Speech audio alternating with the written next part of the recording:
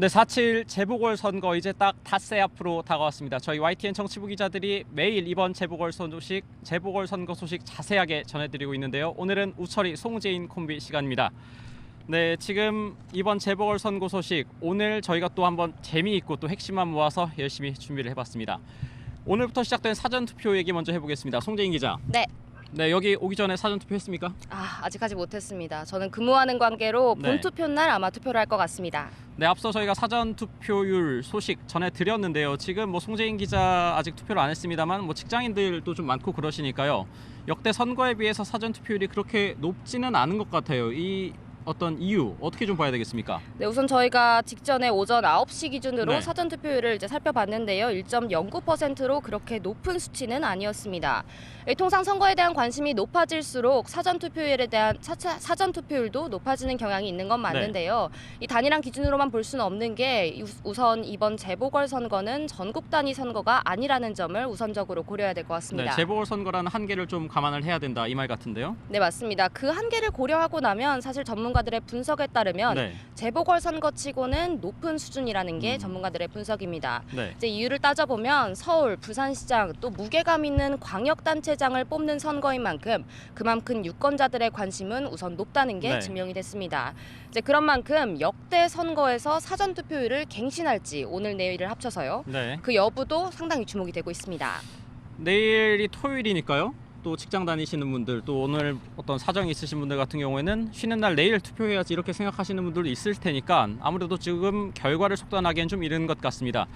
앞서 송재인 기자가 역대 사전투표를 갱신할지 주목된다 이 말을 하셨는데 그러면 좀 실제 데이터를 봐야죠. 역대 선거 사전투표율 분석을 좀 자세히 해봤다고요? 네, 자세히 해봤습니다. 우선 전국 단위 사전투표가 도입된 2014년 지방선거부터 살펴봤는데요.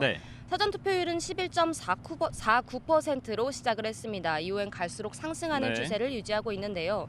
기점이라고 한다면 문재인 대통령이 당선됐던 지난 2017년 19대 대선 이때를 기점으로 사전투표율은 20%대에 진입했고 쭉 유지되고 있습니다. 이때 아무래도 박근혜 전 대통령 탄핵 국면이었고 어떤 대통령 선거에 대한 국민적 관심이 워낙 컸기 때문에 이게 좀 반영됐다 이렇게 봐야 될 것 같아요. 맞습니다. 정치적 참여도도 확실히 높아졌던 게 사실이고요. 이후에는 사전투표율이 20%대를 쭉 유지하고 있는데 다만 2019년 4월 보궐선거, 그러니까 상대적으로 좀 소규모로 치러졌던 보궐선거 때만 10%대로 잠깐 주저앉고 이후에는 20%대를 유지하고 있습니다.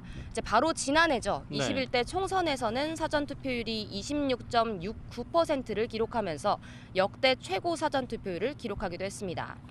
이때 사전투표율이 상당히 좀 높았고요. 그래서 좀 민주당이 좀 웃은 그런 부분도 좀 있는데 그런데 사실 이 사전투표라는 게 이제는 좀 어느 정도 투표 분산의 의미로도 좀 봐야 될 것 같아요. 왜냐하면 사실상의 투표율이 사흘로 늘어났다 이런 말도 좀 나오고 있기 때문인데요. 그런데 문제는 이 사전투표율이 높고 또 낮음에 따라서 각 정당별로 유불리가 또 좀 달라지지 않겠습니까? 그런데 이번에는 좀 이례적입니다. 민주당과 국민의힘 지도부 모두 지금 사전투표를 적극 독려하고 나섰는데 먼저 좀 들어보고 오겠습니다. 국민 여러분과 함께 촛불을 들었던 그때의 그 간절한 초심으로 저희들이 돌아가겠습니다. 이번 금토요일 사전투표에 많이 참여해 주시기 바랍니다. 사전투표에 대해서 여러 가지 의심하시는 분들이 많습니다만은 절대로 그런 의심하지 마시고 모두가 다 사전투표를 할 수 있으시면은 사전투표에 참여해 주시라는 것을 간절하게 당부드립니다.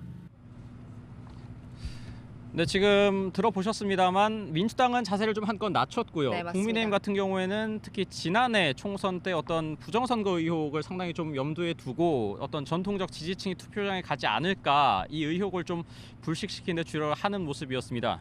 그런데 이렇게 민주당과 국민의힘 모두 똑같이 동료는 하더라도 어떤 여론조사 공표 금지 전에 나왔던 마지막 결과를 보면 서로의 속내는 좀 다를 수밖에 없을 것 같아요. 어제 저녁에 나온 공중파 3사 여론조사를 좀 볼까요?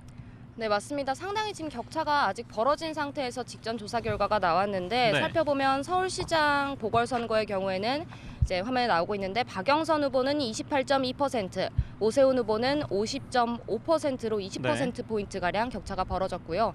부산시장 보궐선거 경우도 비슷합니다. 민주당 김영춘 후보가 26.7%, 박형준 후보가 46.8%로 역시 20%포인트 가량 이제 격차는 벌어졌고 사실 네. 같은 기관에서 한 지난 조사보다도 격차가 더 벌어진 상황입니다. 격차가 더 벌어졌다. 그러면 민주당 입장에서는 여론조사상으로는 줄곧 열세인데 또 우리 송재인 기자가 민주당 깊숙하게 취재하고 있잖아요. 네, 그러면 이 지지율이 현재 밀리는 가운데 사전투표를 독려하는 속내 뭘로 봐야 됩니까? 네, 한마디로 말하면 이번에도 세대별로 투표하는 그 경향성은 유지될 거라고 전망하고 있습니다. 연령별로 좀 뭐 지지하는 성향이 좀 갈린다 이렇게 봐야 된다는 거죠? 네, 맞습니다. 저희가 앞서 살펴봤다시피 여러 여론조사에서 20대를 포함해서 네. 세대별로 민주당에 대한 지지율이 많이 빠진 건 사실이지만 그렇다고 해도 민주당 입장에서는 핵심 지지층이라고 할 수 있는 30대에서 네. 50대가 직장에 다니는 만큼 본투표보다는 사전투표에 참여할 가능성이 크고 네. 이제 따라서 사전투표율이 높으면 무조건 민주당에 유리할 거다 이렇게 네. 내다보고 있습니다. 네, 그럼 좀 관련해서 이해찬 전 대표가 발언한 게 있는데 좀 들어보고 올까요? 직장인들이 사전투표를 얼마나 하느냐 예. 그게 중요한 관심사라고 아. 생각이 들어요. 우리 지지층이 강한 데가 되게 40대, 50대 중반까지거든요. 네네. 그분들이 이제 어느 정도 하는가를 보면은 네, 지금 이해찬 전 대표 말을 들어보면 40, 50대에 좀 공을 많이 들이는 것 같아요. 맞습니다. 근데 이런 말도 좀 들리더라고요. 민주당이 믿는 구석이 조직이다. 뭐 이런 말도 있던데 무슨 뜻입니까? 네, 한마디로 서울시 조직에 대한 민주당의 장악력이 크다는 뜻입니다. 네. 서울시 기초의원 109명 가운데 101명, 그리고 서울시 구청장 25명 가운데 24명이 민주당 소속인데요. 대부분이네요. 네. 그렇죠. 압도적인 장악력이라고 볼 수 있죠. 네. 그런 만큼 일선에서 이 사전투표를 조직해낼 수 있는 역량, 또 네. 표심을 끌어모을 수 있는 능력이 월등하다고 내다보고 있습니다. 반대로 저도 질문 하나 드리겠습니다. 우철희 기자, 네. 국민의힘 올해 출입하고 있는 걸로 알고 그렇죠, 있는데요. 국민의힘이 사전투표를 독려하는 속내는 뭔가요? 작년하고는 좀 또 다른 양상인 것 같습니다. 네, 민주당이 조직에 좀 어느 정도 기대고 있다고 본다면 국민의힘이 기대는 곳은 바람입니다. 문재인 정권 심판론이라는 바람이 불기를 기대를 하고 있는데요. 한마디로 어떤 현 정권의 부동산 정책 그리고 또 조국 사태를 기점으로 해서 반발하고 있는 20, 30대 나아가서 민주당 지지세가 강한 40대 표까지 좀 끌어오겠다. 그래서 사전투표에서 좀 적극적으로 투표해 주길 기대를 하고 있는데 제가 말씀드리는 것보다 국민의힘 관계자들의 발언 들어보시는 게 좋을 것 같습니다. 들어보시죠. 이번 선거에서 20대, 30대 또 심지어 콘크리트 지지층이라고 하는 40대까지 우리가 흔들리고 민심이 많이 흔들리고 있는 걸 느끼고 있습니다. 이번 선거는 결국은 정권 심판으로 갈 것이다 이렇게 확신합니다. 뭐 이미 바람은 거세게 불고 있고. 네, 민주당의 믿는 구석이 조직이라고 네. 한다면 반대로 국민의힘 입장에서는 좀 초조하거나 부담스러울 수도 있을 것 같아요. 이제 우철희 기자가 역시 네. 올해 출입을 했으니까 그렇죠. 이유를 잘 알고 있지 않을까 싶은데요. 네, 국민의힘 취재를 해보면 이런 말을 합니다. 표심과 표행은 다르다. 그러니까 여론조사는 앉아서 전화로 받지만 투표장에 가는 건 다르다라는 거거든요.